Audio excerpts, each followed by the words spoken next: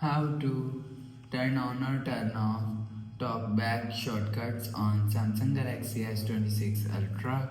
Let's start the video. First of all, go to App Library. Here click on Settings app.